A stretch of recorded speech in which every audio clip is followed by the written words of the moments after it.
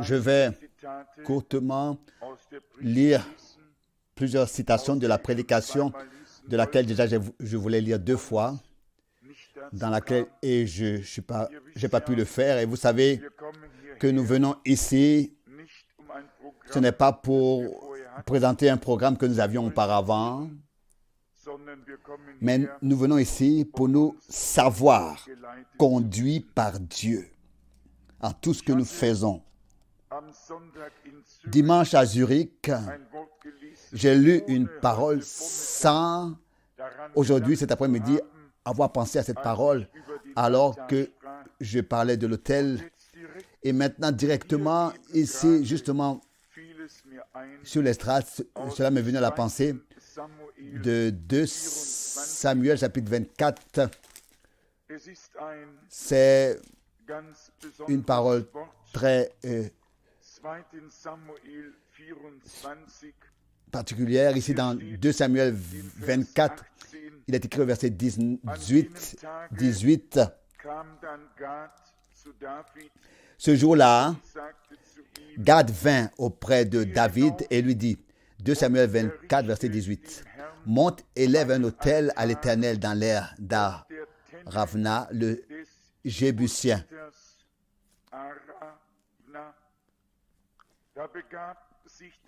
David monta donc selon la parole de Gad, comme l'Éternel l'avait ordonné.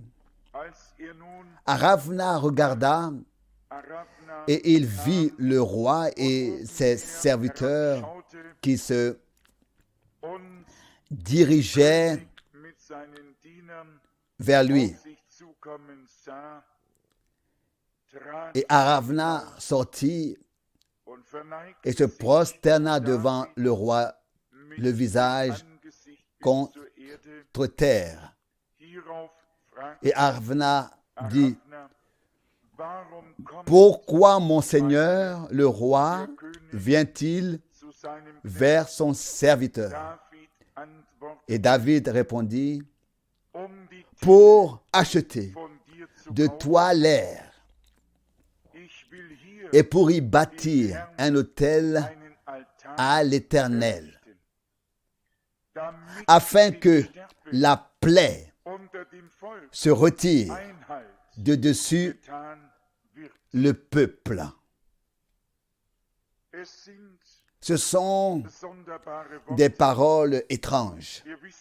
Vous savez tous que sur un air, en fait, on bat le blé. Il est battu donc. Et ici, il y a un homme qui achète une aire pour là-bas bâtir un autel. Et alors qu'aujourd'hui, je voyais notre bien-aimé frère Gersendorf de Dortmund, j'ai dû penser à plusieurs années en arrière, et une pensée m'est venue. Au milieu de Gersendorf, il peut y avoir un champ de blé.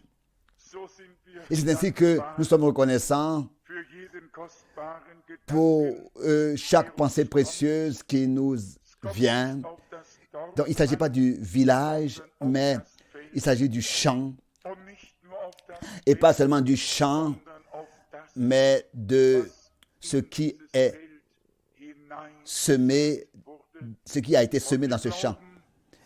Et nous croyons que notre Seigneur était le grain de blé qui est tombé en terre. Et il disait, si le grain de blé qui est tombé en terre ne meurt, il reste seul. Mais s'il meurt, il porte beaucoup de fruits. Beaucoup de fruits. Mais bien-aimés, notre bien-aimé Seigneur, le Fils de Dieu, en tant que grain de blé, a été placé sur cette terre, et sur cette terre qui était livrée à la malédiction, il a payé le prix, il est tombé sur cette terre et il a payé le prix pour récolter la moisson du champ de blé est telle que nous avons porté en nous l'image du premier Adam, nous porterons en nous l'image du deuxième Adam. Et David devait sur l'air bâtir un autel. Mais bien aimé, ça c'est le grand mystère. Chacun peut battre le blé, chacun peut battre et frapper. Mais bâtir l'autel de Dieu au temps de la moisson, sur l'air, dans l'air, ça c'est une autre chose. Ça c'est tout à fait une autre chose. Et nous parlions aujourd'hui justement de l'élévation de l'autel. Je suis reconnaissant de ce que ces hommes de Dieu étaient conduits par le Saint-Esprit. David était berger. En tant que berger, s'il avait réagi naturellement, n'est-ce pas, il serait allé sur la plus belle prairie et aurait dit, là, je vais acheter cette belle prairie parce que je suis berger. Non, il avait été conduit par le Saint-Esprit. Il y avait une plaie parmi le peuple et le peuple qu'il avait recensé mourut. Des milliers et des milliers mourus. Et maintenant, il voulait acheter l'air pour y bâtir un autel à l'Éternel pour réconcilier le peuple avec Dieu. Et alors la récolte devait être ensuite récoltée, moissonnée. La moisson devait être récoltée. Alors qu'on a lu dans l'évangile de Jean, sûrement que chaque parole nous touche, s'adresse à nous, mais particulièrement ces paroles ici. Jean 3, verset 33. Celui qui a reçu son témoignage a certifié que Dieu est vrai. Car celui que Dieu a envoyé dit les paroles de Dieu.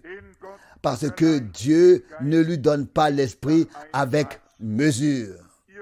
Mais bien aimé, celui qui est vraiment envoyé de Dieu, par Dieu, dit les paroles de Dieu. Et celui qui est déterminé à Dieu, au salut, il écoutera les paroles de Dieu. Et la parole de Dieu va toujours produire l'effet pour lequel elle a été envoyée. Mes yeux sont tombés tout de suite au chapitre 4. Et avec cela, cette pensée m'est venue tout de suite de cette parole que j'avais lue la dernière fois à Zurich.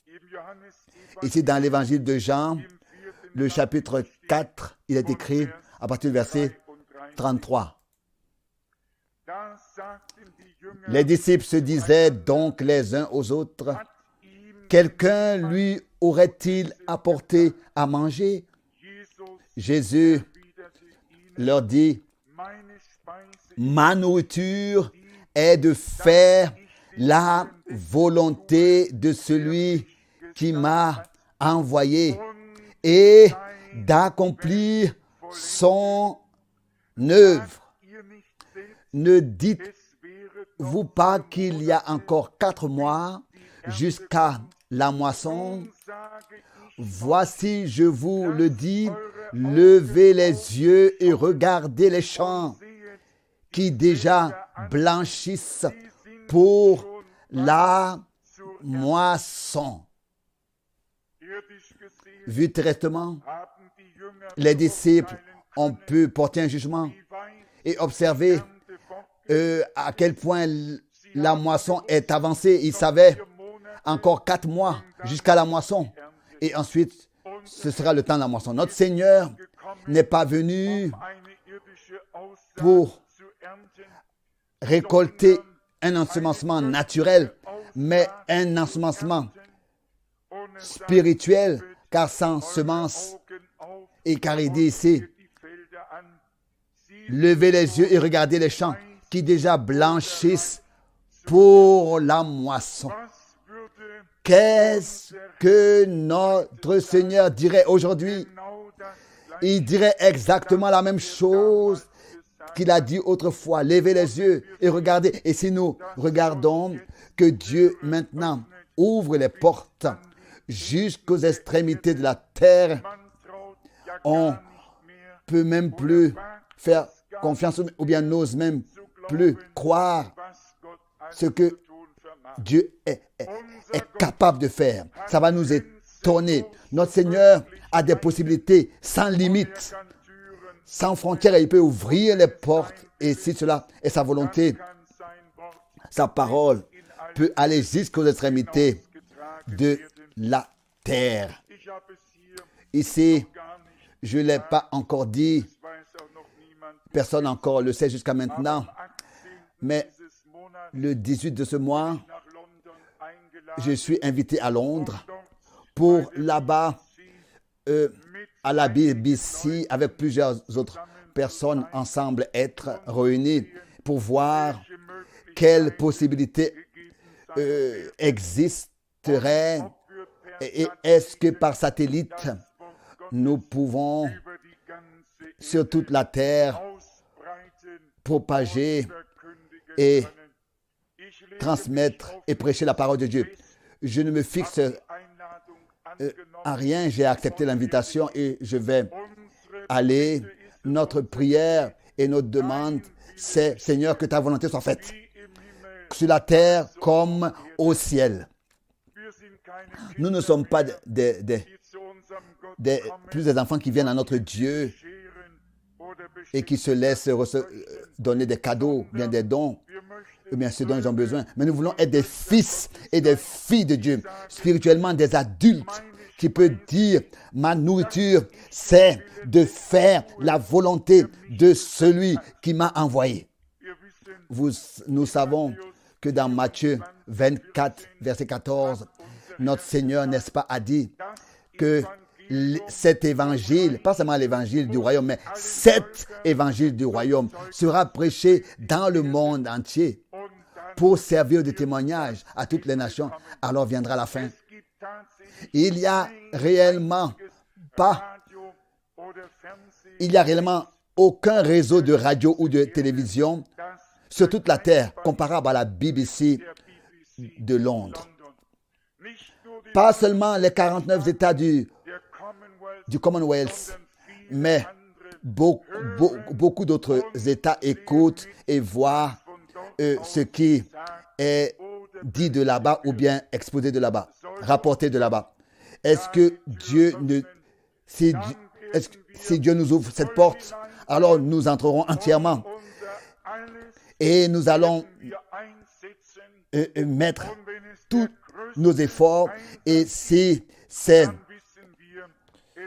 le plus grand effort, alors nous saurons que ce sera le dernier et nous n'avons pas honte de l'évangile de Jésus-Christ et toutes les vérités bibliques que Dieu a révélées. Nous n'en avons pas honte non plus. Et si nous ne les prêchons pas, qui devrait alors le faire? Que Dieu puisse accorder sa grâce à tous, à tout cela, c'est notre prière. Dans cette prédication, regardez à Jésus. Et si nous avons lu, regardez et voyez, et regardez levez les yeux et regardez les champs qui déjà blanchissent pour la moisson. À la page 5 de cette prédication, regardez à Jésus. Nous croyons que le même évangile, tel qu'il est décrit dans la Bible,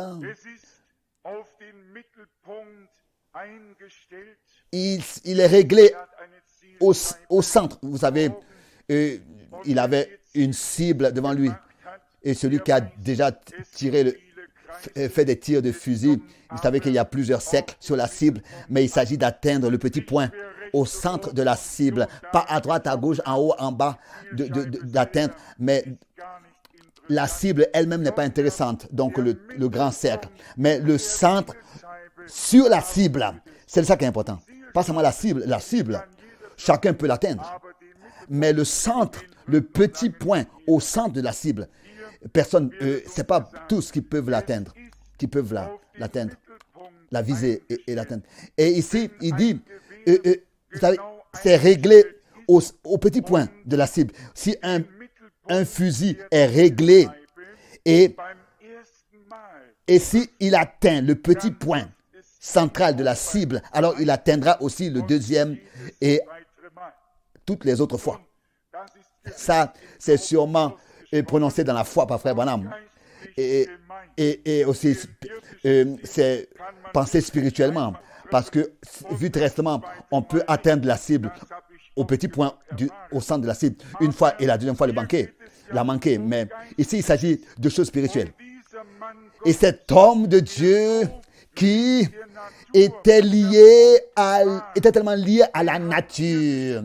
Il a pris des exemples naturels, utilisé des exemples naturels pour nous représenter des choses spirituelles devant nos yeux et dire que pas seulement d'atteindre la grande cible, mais de toucher le noyau de la chose, le centre de la chose, le petit point. Et mes bien-aimés, c'est de ça qu'il s'agit aujourd'hui. L'évangile, beaucoup le prêchent, mais ils n'atteignent pas, ils n'atteignent pas le petit point, le centre de la chose, le noyau de la chose. Et le noyau de la chose, c'est la révélation de Jésus-Christ, notre Seigneur. C'est le centre de toute chose. C'est ce centre-là qui doit être atteint, pas seulement à droite et à gauche. Il y a un petit bruit et alors le coup a eu lieu, mais non. Non, il s'agit d'atteindre le centre, le noyau, le petit point de la cible. Le centre, c'est ça qui doit être atteint. Ensuite, citation. Si un arbre ou bien un cep produit une branche et que cette branche porte un certain fruit, alors la deuxième branche qui pousse de ce cep aura la même sorte de fruit aussi. Chaque branche aura la même sorte de fruit. Mes frères et sœurs, ça c'est un exemple que le Seigneur Jésus-Christ, dans Jean 15, n'est-ce pas, au chapitre 15, donne. Et il dit simplement, je suis le vrai cep et mon Père est le vigneron et vous êtes les sarments. Et chaque sarment en moi qui porte du fruit, je les monterai, je les purifierai, je les taillerai pour qu'ils portent plus de fruits. Ici, Frère Branham dit la chose suivante ici. Jésus est le cep et nous sommes les sarments. Du premier sarment, de la première église que le cep a produit, après cela, on a écrit les actes des apôtres. Ce premier sarment baptisait au nom du Seigneur Jésus-Christ. Ils avaient le Dieu vivant parmi eux, au milieu d'eux. Et ils faisaient les mêmes choses qu'il avait fait auparavant au milieu d'eux, alors qu'il marchait lui-même sur cette terre. C'est dans cela que les hommes ont reconnu qu'ils étaient quoi qu'ils étaient, pas instruits et lettrés. Ils ont reconnu que ces hommes avaient été avec Jésus parce que sa vie avait été manifestée par eux, telle que la vie de Dieu a été manifestée en Christ Jésus. C'est ainsi que la vie de Christ par l'Église est manifestée.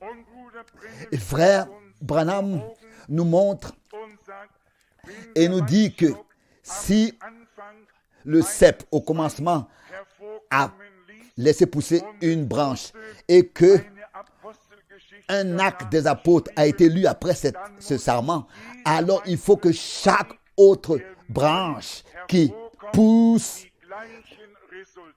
ait avec elle le même résultat. Le sarment, ce sera les actes des apôtres. Et nous tous, ici, avec cette déclaration, nous sommes tous poussés dans un cri de détresse et nous disons, Seigneur, nous croyons comme nos frères au commencement ont cru, nous sommes prêts à recevoir ce que tu as à nous donner. Que tu puisses produire et confirmer aujourd'hui ces choses comme tu l'as fait autrefois. Qui croit que Dieu va le faire? Je suis à 100% convaincu de ces choses, de cela. Dieu doit le faire, il l'a promis et il le fera. Maintenant, de nouveau suit un exemple que tous peuvent bien comprendre. C'est ainsi. Comme je l'ai dit, si en moi j'avais l'esprit de Beethoven, j'écrirais des musiques. Et si Beethoven vivait en moi, j'aurais été comme lui. Si Shakespeare vivait en moi, je serais comme lui. J'écrirais des poètes et des drames. Si Shakespeare vivait en moi. Et si Christ vit en moi. Et ici nous venons à la chose. Si Christ vit en nous, nous allons faire les œuvres de Christ. Il faut que ce soit ainsi. Ce que Christ était. Il était la parole. Il disait, si vous demeurez en moi et que mes paroles demeurent en vous, alors demandez ce que vous voulez et cela vous sera accordé.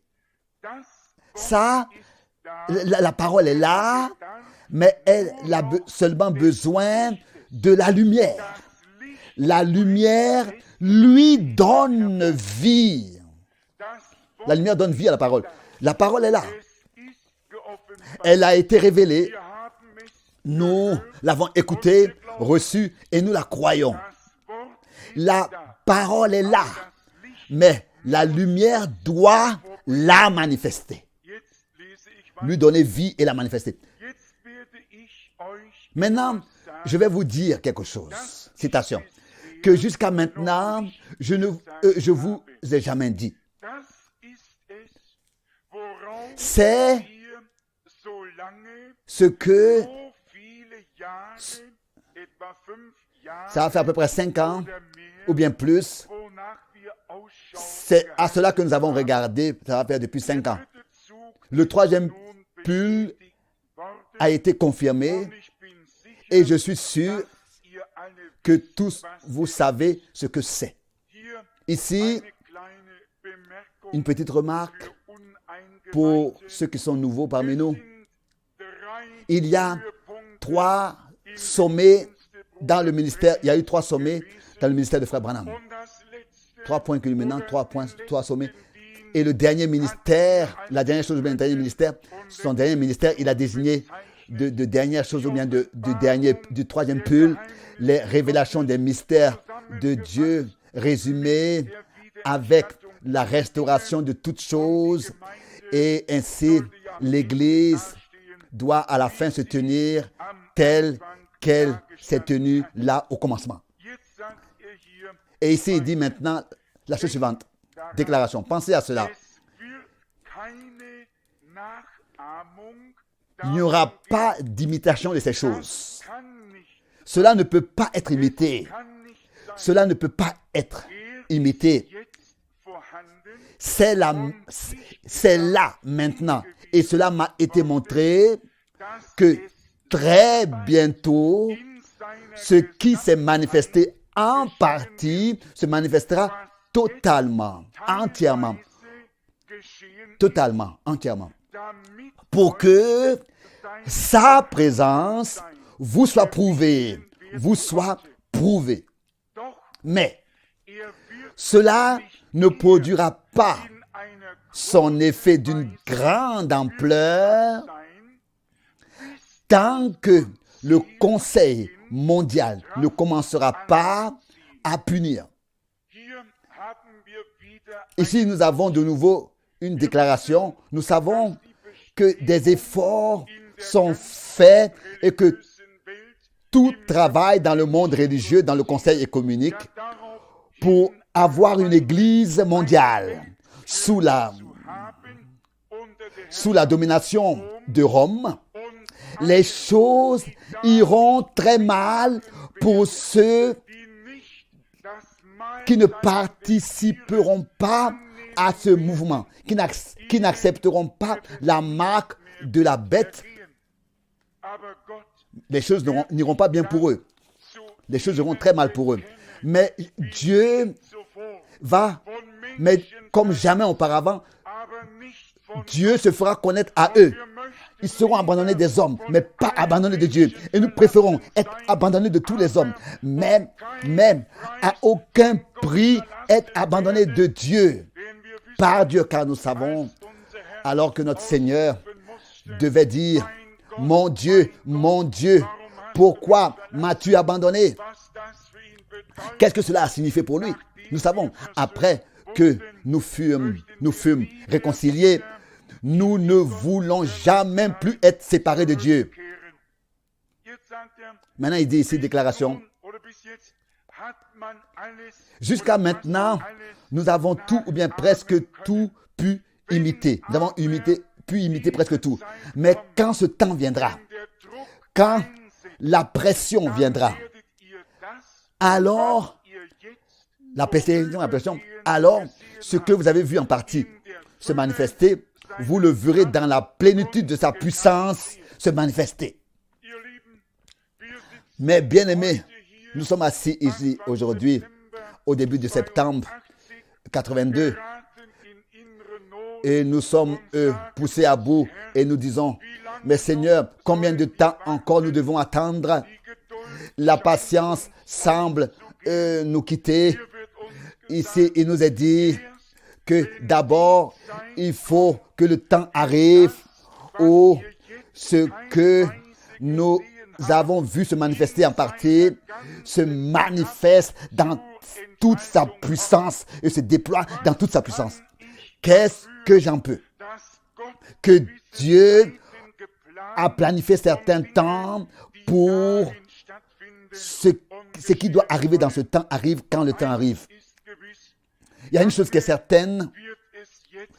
Maintenant, les choses ne dureront plus. Autrefois, c'est ainsi qu'il est dit lui-même. Ici, il a dû attendre 5 ans pour voir ce que Dieu lui avait révélé, lui avait fait connaître. Et ici, nous avons encore un temps d'attente derrière nous. Nous ne savons pas combien de temps est-ce que cela durera encore. Combien de temps nous devons encore attendre. Mais il y a une chose que nous savons. Quand le temps sera accompli, alors Dieu absolument ne nous laissera pas sans réponse. Et nous persévérons dans la plénitude de la foi. Nos cœurs sont ancrés dans les promesses de Dieu. Jusqu'à aujourd'hui, il y a encore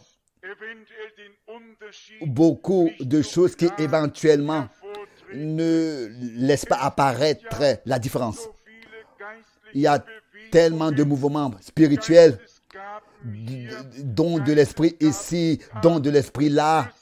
Christ est ici, Christ est là, mais l'heure de Dieu viendra, dans laquelle l'action de Dieu lui-même sera tellement puissante que les hommes verront la différence. Ici, il dit encore déclaration. Cela, selon mon opinion, sera la chose. Je ne dis pas que le Seigneur me l'a dit.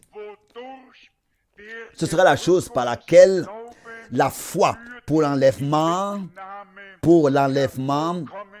viendra, sera produite. Donc ici, voilà comment les choses vont se passer. D'abord, la pression, la persécution sur ceux qui rejettent le système antichrist. Et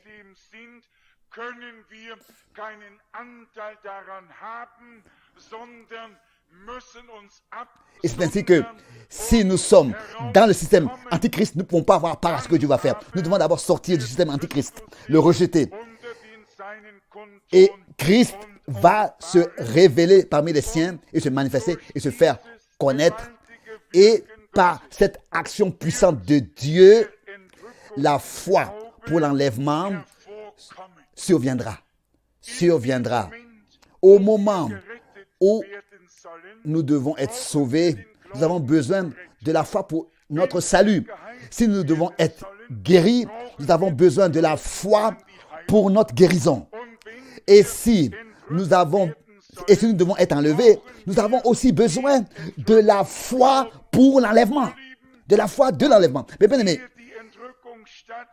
avant que l'enlèvement ait lieu, Dieu, lui, va faire en sorte que tous ceux qui prendront part à l'enlèvement soient saisis par cette foi de l'enlèvement. Oui, qu'ils soient bénis si puissamment que personne ne pourra leur ôter cela. Subitement, nous serons enlevés de la terre et nous monterons vers les cieux. Ici, il dit, citation, pensez à cela.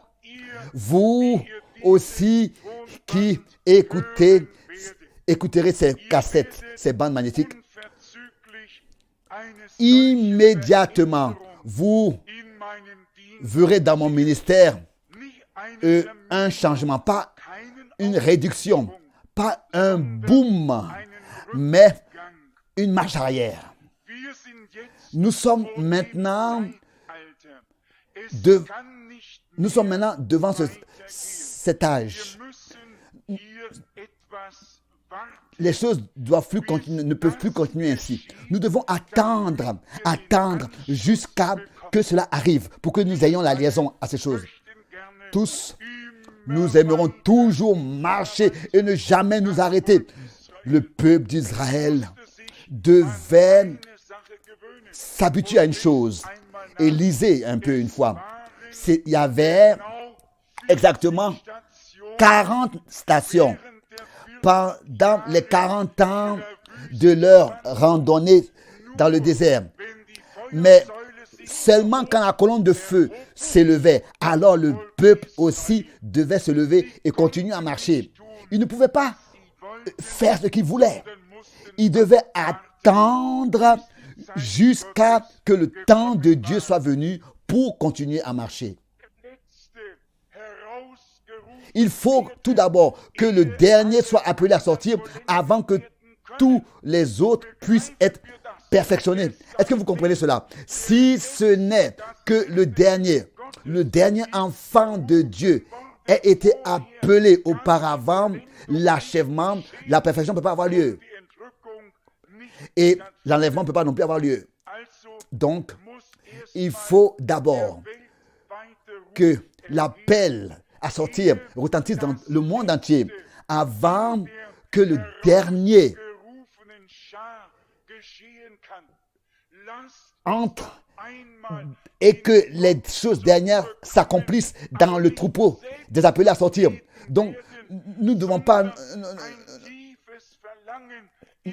être patients et ne pas nous complaire, mais nous attendre à plus de Dieu et malgré tout nous reposer en Dieu. Ça se fait entendre comme un paradoxe, mais c'est possible.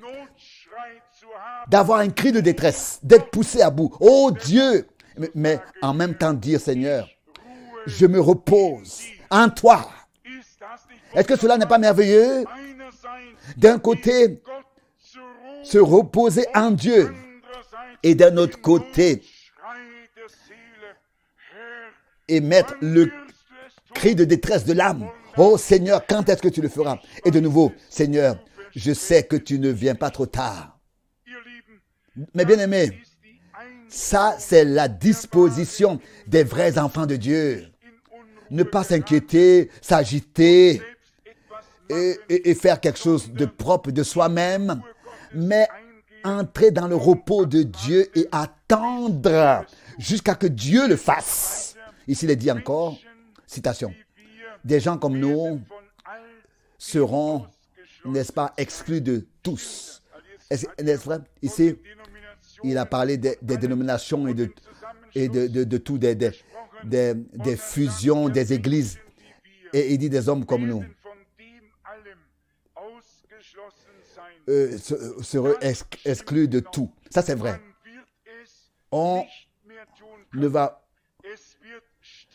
n'aura plus le droit de le faire. Ce sera sans être puni. On n'aura plus le droit de le faire. Ce sera serré. quand le temps viendra et que la pression sera émise, vous serez expulsés. Alors là, à ce moment-là, faites attention à ce que je viens de vous parler avec quelques minutes. Ou bien, faites attention à ce que je vais venir à vous parler dans quelques minutes. Ça aussi, c'est un langage clair. Quand le temps sera arrivé, où tous les vrais enfants de Dieu seront appelés à sortir et seront sortis, alors le temps de Dieu est venu et le Seigneur va se manifester puissamment. Ici, il dit, citation, nous sommes proches de ces choses que cela semble l'être. Je ne sais pas quand est-ce que cela aura lieu, mais c'est très, très proche.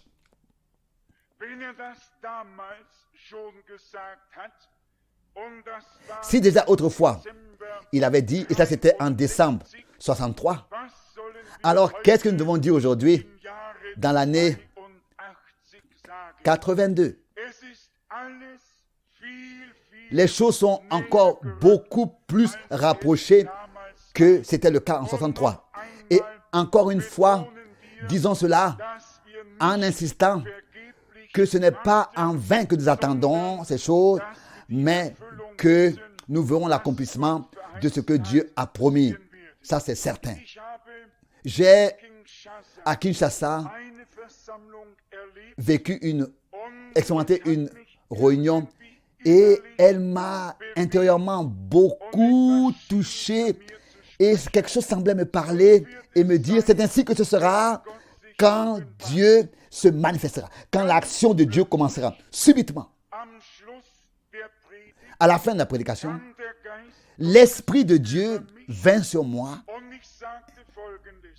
et j'ai dit la chose suivante. Dans ce que Dieu va faire, la différence dans ce que Dieu fera sera la suivante. Jusqu'à maintenant,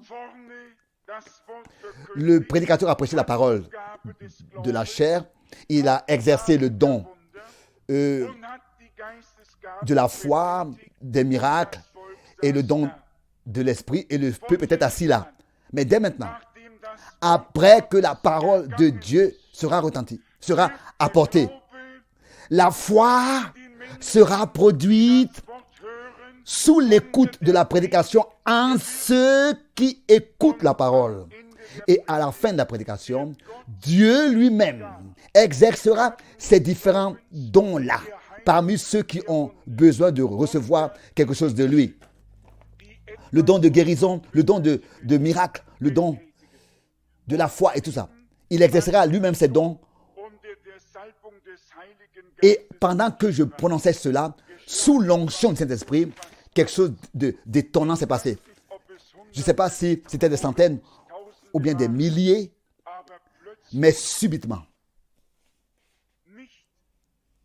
pas sous un ordre, mais comme un bruit, subitement, dans cette foule de milliers de personnes. Et les gens ont commencé à crier. Je suis guéri. Ou bien ceci et cela. Au milieu de toute cette foule réunie. Jusqu'à maintenant, tous, n'est-ce pas, ont présenté la puissance de la chair, ont exercé des dons de l'esprit. Mais nous allons vivre les jours de la parole parlée. La parole sera prononcée. Et la foi va survenir dans les cœurs. Et les dons seront exercés en ceux qui sont assis là, par Dieu lui-même, tel que cela lui plairait à Dieu. Mais cela, nous allons en parler dans les détails dans un autre temps, quand le temps sera arrivé. Ici, il dit la chose suivante. Déclaration. Si ce n'est, oui, il dit ici, je ne vais pas mourir de vieillesse, si ce n'est que je sois mis à mort, tué, exterminé, ou bien que je perde la vie d'une autre manière et je serai mis à mort. Je serai tué. Mais je ne vais pas mourir de vieillesse jusqu'à ce que le Seigneur revienne. Ça, je le crois. Je veux dire une chose que je n'ai jamais dit auparavant, jamais. Tout ce qui m'a révélé en 1933, pardon. Tout ce qui me disait là-bas, au fleuve, en 1933, et ce que les Écritures disent, se sont accomplis exactement tel qu'il le disait. Peut-être que je ne vais pas le faire, mais ce message présentera au monde Jésus, tel que Jean-Baptiste a été précurseur de la première venue du Christ. C'est ainsi que le message sera précurseur du retour de Christ. Jean disait, voici l'agneau de Dieu qui ôte les péchés du monde. Il a présenté Jésus. Et cela s'est déroulé en tout point parallèlement. Et je sais que cela sera aussi le cas.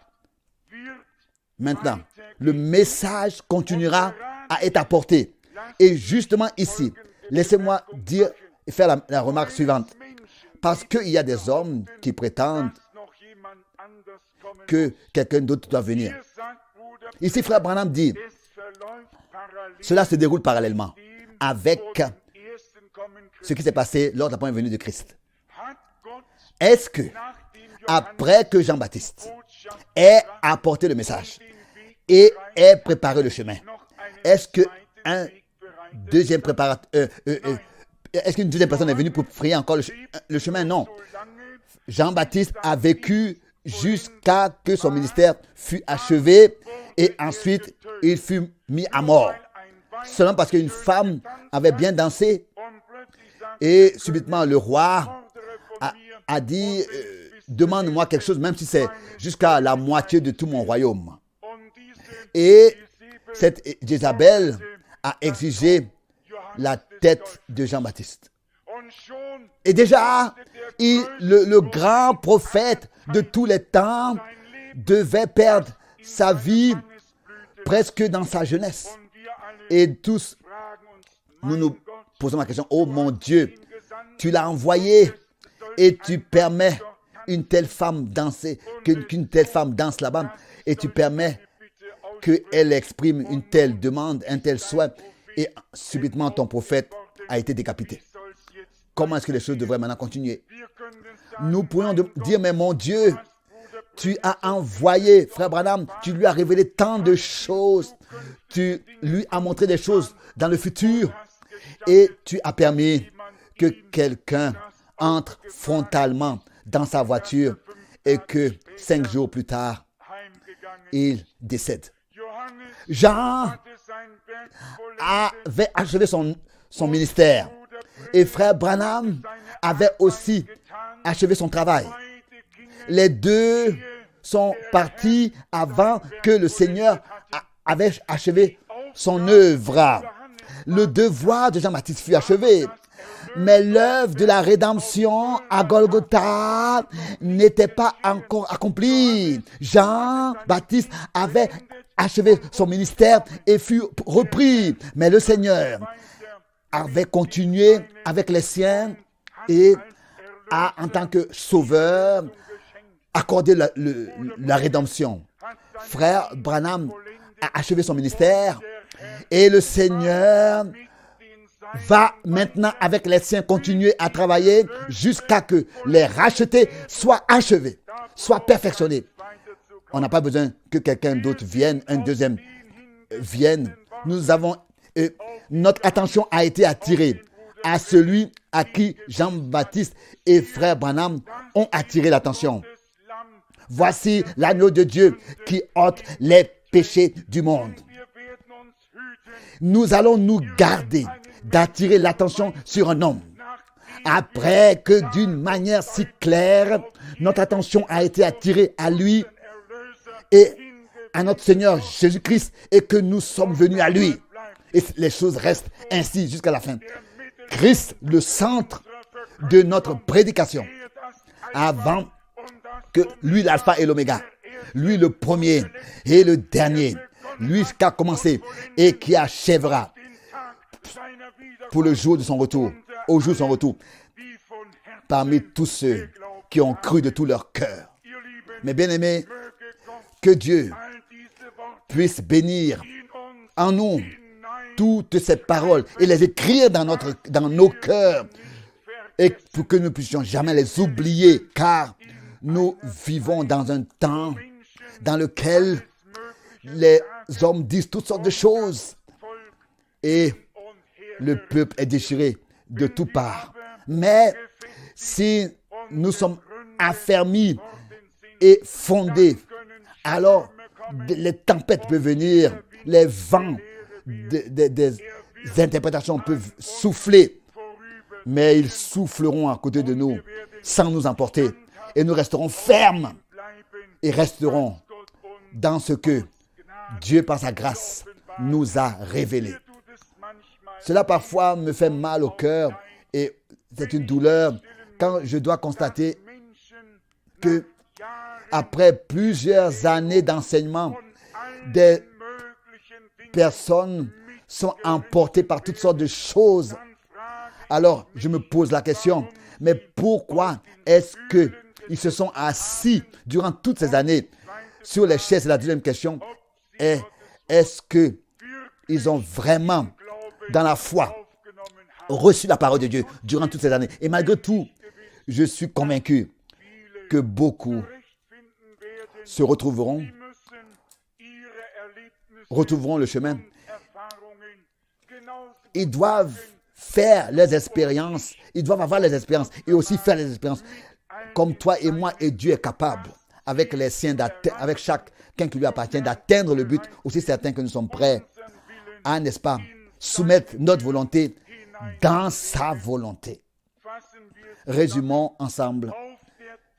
Sur l'air, l'autel devait être bâti.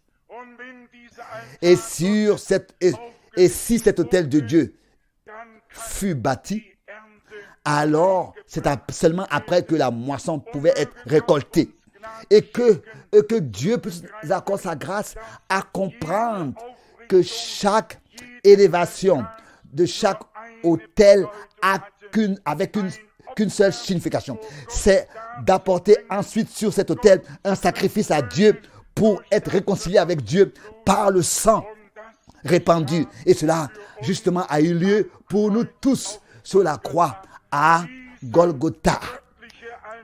Cet autel divin, la croix et le crucifié doivent être au centre de la prédication dans le temps de la moisson.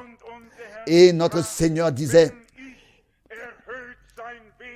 et quand j'aurai été élevé de la terre, j'attirerai tous les enfants de Dieu à moi, tous les hommes à moi. Jean 12, verset 32. C'est pas toi qui vas attirer, c'est pas moi qui va attirer. C'est lui qui attirera tous les hommes à lui. Et celui qui l'attire, il écoute sa parole et il vient à lui. Et il est appelé par lui. Nous voulons aujourd'hui de notre cœur venir à lui et dire, oh Dieu, ici voici ma vie. Tu l'as rachetée à un grand prix. Elle t'appartient. Que tu puisses me prendre entièrement tel que je suis et me bénir de la plénitude de ta grâce. Et Dieu est riche en miséricorde, riche en grâce. Auprès de lui, il y a le pardon et la grâce. Et c'est peut-être raison que nous venons à lui pour que nous puissions recevoir le pardon et la grâce. Que Dieu vous bénisse tous. Amen. Levons-nous pour la prière.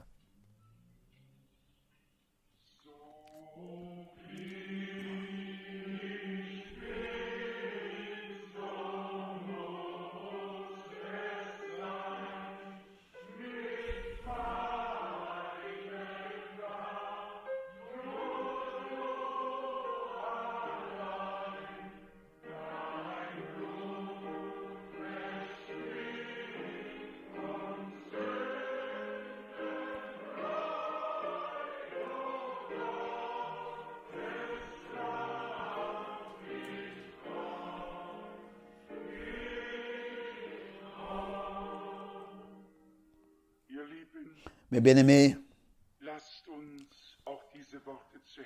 nous voulons recevoir ces paroles dans nos cœurs. Car ils sont très importantes. Elles sont très importantes pour que personne fasse quelque chose de propre et ensuite le présenter comme étant l'œuvre de Dieu. Mais qu'en tant que porteur des promesses divines, nous puissions pouvoir attendre jusqu'à que ce soit le Seigneur qui les accomplisse. Il y a une chose que nous voulons faire. Nous voulons bâtir l'autel de Dieu. Et surtout nous placer nous-mêmes sur cet autel en tant que crucifiés avec Christ, morts avec Christ, ensevelis avec lui pour ressusciter avec lui pour marcher en nouveauté de vie avec Christ, notre Seigneur. Nous considérer en tant que tel. Ça, c'est le sommet de l'évangile et de l'œuvre de la rédemption par Jésus-Christ, notre Seigneur. Nous ne sommes pas sauvés par un enseignement ou bien par une connaissance. Nous sommes sauvés par le sang de l'agneau de Dieu, rachetés sur la croix à Golgotha. Et tous ceux qui sont de Dieu écoutent la parole de Dieu. Et la parole de Dieu ne vient pas sans effet, mais elle produit d'abord l'effet pour lequel elle a été envoyée. Car elle est esprit et vie.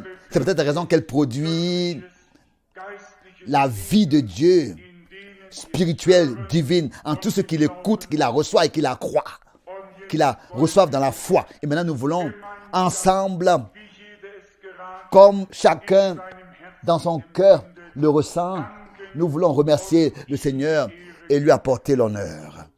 Frère Rousse, viens s'il te plaît. Oh mon Dieu, Père Céleste, nous te remercions de tout notre cœur. Aussi pour cette heure de cet après-midi et pour ta parole apportée. Seigneur, nous savons, ta parole est esprit et elle est vie. Et ce que tu as dit, Seigneur, ça tu l'exécuteras, tu l'accompliras. Ça n'a pas d'importance. Quand est-ce que tu l'avais dit? Si c'était il y a 19 ans d'ici, ou bien s'il y avait 1000 ans d'ici, Seigneur, ce que ta sainte bouche a prononcé, ça va s'accomplir. Tu vas l'accomplir. Loué et exalté soit ton saint nom. Oh Seigneur, dans le temps que toi tu t'es choisi et que tu t'es déterminé. Et nous sommes reconnaissants pour cela, de ce que tu nous as rappelé cela aujourd'hui encore, de ce que, Seigneur, l'heure et le moment est là. Et nous voyons comment est-ce que tout s'accomplit aussi avec la fusion des églises et des confédérations des églises. Nous voyons comment est-ce que cela s'accomplit. Tout devait arriver ainsi, car tu ne mens pas. Tu l'as annoncé à l'avance il y a plus de 20 ans en arrière et nous l'avons déjà écouté dans les prédications et aujourd'hui nous le voyons. Oh Dieu, si nous ne pouvons pas croire à ça, alors ça veut dire que nos yeux sont encore fermés. Accorde-nous, Seigneur, des yeux ouverts et des oreilles ouvertes et un cœur ouvert. Oh mon Dieu, nous voyons déjà des choses qui s'accomplissent dans nos jours. Nous t'adorons et te remercions de la profondeur de notre cœur. Seigneur, nous attendons à la deuxième partie qui sera puissante. Mais Seigneur, pas comme nous le voulons, mais que ta volonté soit faite. Loué soit ton merveilleux nom. Nos propres imaginations, nous les mettrons de côté. Mais que ta volonté, Seigneur, qu'elle puisse avoir la première place et qu'elle puisse apparaître et être manifestée, que se manifester. Seigneur, nous te remercions. Nous ne pouvons rien faire d'autre que te louer, qu'élever ton saint nom, d'avoir part à ces réunions et à ta parole. Loué sois-tu, ô Dieu. Seigneur, tu ne nous as pas abandonnés, mais tu es descendu parmi nous et tu as pris soin de nous pour que nous puissions entendre toutes ces choses, écouter toutes ces choses et croire toutes ces choses, recevoir toutes ces choses, comprendre toutes ces choses. Reçois la louange, reçois l'adoration, reçois l'honneur de la profondeur de nos cœurs. Nous louons ton merveilleux nom. Seigneur, je te demande pour mon bien-aimé frère et pour ma bien-aimée sœur, mes bien-aimés frères et sœurs, fais grâce à tous. Je te remercie de ce qu'ils sont tous venus aussi pendant ce week-end. Je te remercie, Seigneur, et que tu puisses être avec eux et que tu puisses les bénir, les ramener à la maison dans ta bénédiction. Loué sois-tu, honneur et adoration.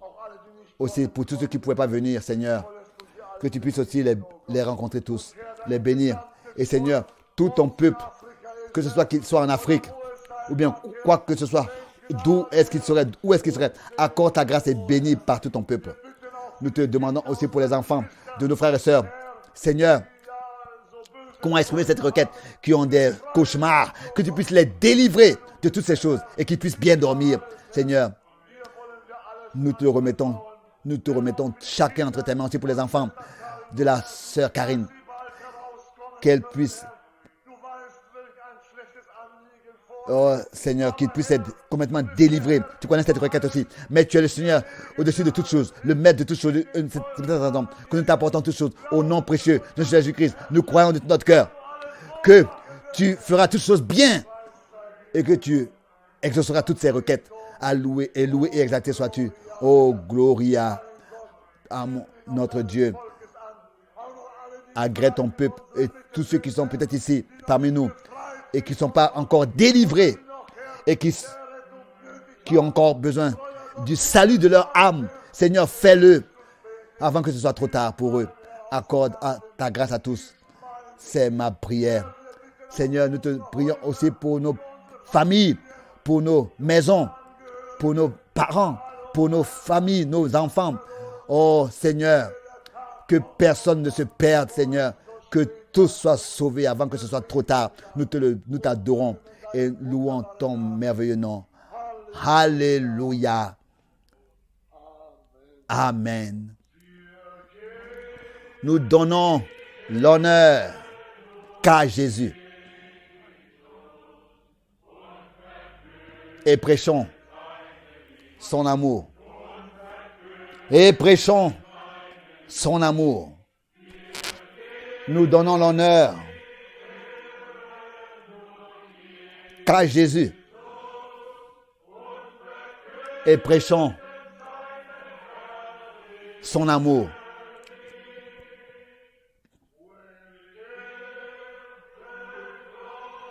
Il chante la même chose maintenant en anglais.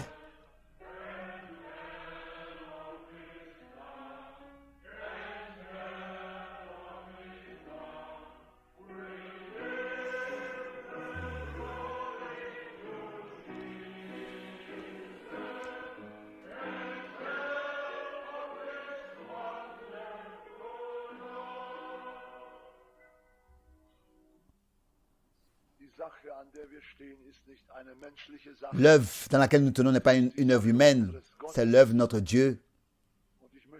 Et je voudrais dire, ce n'est pas une chose ordinaire dans cet endroit, mais c'est Dieu qui a voulu cela ainsi et qui nous a donné l'ordre à notre frère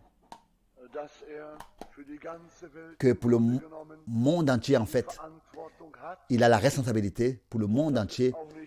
Et cela n'est pas venu de lui, mais du Dieu Tout-Puissant, du Dieu vivant, qui est en toutes choses et en toutes choses, oui, sait tout, comment est-ce qu'il veut conduire et comment est-ce qu'il va conduire, il doit conduire les choses. Et ce n'est pas l'œuvre d'un homme, non, c'est l'œuvre de Dieu. Et s'il a choisi un homme, alors il a pris cet homme, alors cet homme doit aller, qu'il veuille ou pas. Il devait répondre. Montrez-moi quelqu'un dans la Bible qui voulait aller, qui voulait voyager. Personne, pas un seul, non. Même Paul, lui-même, il a dû dire, malheur à moi si je ne vais pas, si je ne fais pas, si je ne prêche pas l'évangile, si je ne fais pas ce que Dieu m'a ordonné. C'était un ordre, il devait aller. Et pourquoi est-ce qu'il devait aller? Parce que le Seigneur le voulait. Et parce que le Seigneur l'avait appelé et envoyé déterminé à cela. Et c'est ainsi que nous sommes reconnaissants à Dieu de ce que nous ne sommes pas dans notre régie, dans notre propre affaire, mais dans sa grande grâce et dans son œuvre. À son nom soit pour cela l'honneur. Bien, frères et sœurs, moi de ma part, je voudrais tous vous saluer, vous remercier tous de ce que vous soyez venus et qu'ensemble nous avons pu avoir communion les uns avec les autres et avec le Seigneur. Et je crois que ce sont des heures que nous n'oublierons jamais, mais elles vont vivre en nous. Car la parole de Dieu doit vivre en nous. Sinon, ça veut dire que nous l'avons entendu en vain. Loué et exalté et loué soit son merveilleux nom. Nous voulons venir à la fin parce que tous, bien la plupart, ont encore un long voyage pour le retour à la maison. Chantons ensemble ce cantique, le 532. Béni soit le lien qui nous unit dans le Seigneur. Restez fermes jusqu'à qu'il revienne. Ensemble, unis par son amour. Béni soit le lien qui nous unit.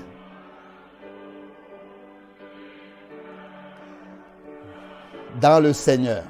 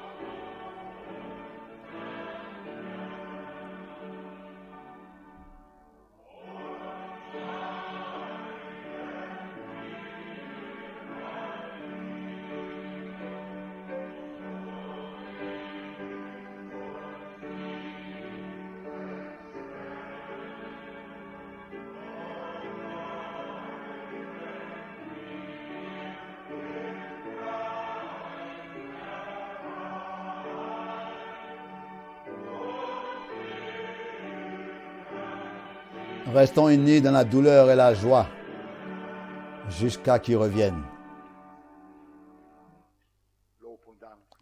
Louer et remercier. Nous voulons encore nous lever pour la prière finale. Dieu Tout-Puissant, nous nous remettons et nos frères et sœurs entre tes mains et te demandons, Seigneur, accompagne tous et qu'ils puissent, chacun à sa place, être une bénédiction, pouvoir être une bénédiction encore pour d'autres, Seigneur, tant qu'on peut encore dire, aujourd'hui, Seigneur, aide-nous à tous, aide-nous tous et sois avec nous tous. Et nous te demandons aussi pour notre bien-aimé frère, fortifie-le, console-le, aussi pour la suite du chemin sur lequel tu l'as placé, qui soit encore une bénédiction pour beaucoup. C'est notre prière commune. Et fais-nous grâce à tous.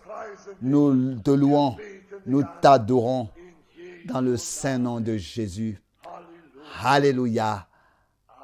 Amen.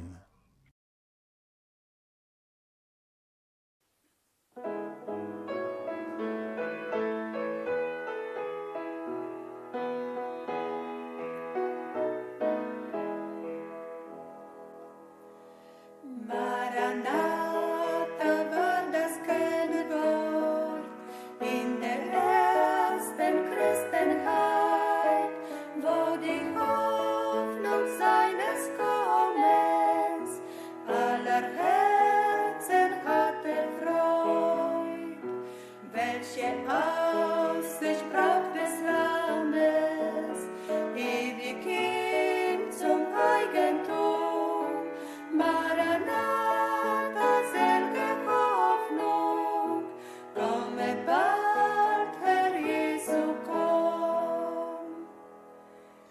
Maranatha, sag auch heute, Losungswort im Christentum, lass die Herzen höher schlagen, aller dies ein Eigentum. Welche Aussicht braucht des Lammes, ewig ihm zum Eigentum? Maranatha, selge Hoffnung, komme bald, Herr Jesu, komm. Maranatha, Trost der Christen, heute in der Zeit der Not. Jesus kommt uns zu erlösen, aus der Trübsal, Sorg und Tod.